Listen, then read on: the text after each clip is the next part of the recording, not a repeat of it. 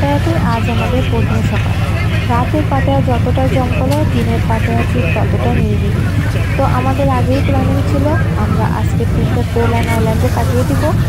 তো যেহেতু রাতে অনেক দেরি করে ঘুমানো হয়েছে, তো আমরা 11টার দিকে ঘুম থেকে উঠে ফ্রেশ হয়ে পাতায়া জেটিঘাটে চলে এসেছি। পাতায়া জেটিঘাটটা পাতায়া ভিউ পয়েন্টের সামনেই।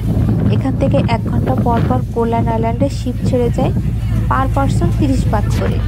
আর এই যে শিপে আমি আমার ছেলেকে নিয়ে মাঝামাঝি বসেছি।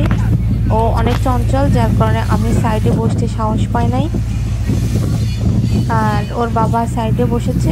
তো আমরা সমুদ্রের অপরূপ সৌন্দর্য উপভোগ করতে করতে কোল অ্যান্ড আইল্যান্ডের দিকে চলে যাচ্ছি। নেক্সট ভিডিওতে আপনাদেরকে দেখাবো কোল অ্যান্ড আইল্যান্ডের সৌন্দর্য। আমাদের সাথে থাকবেন, ইনশাল্লাহ দেখা হবে পরের ভিডিওতে।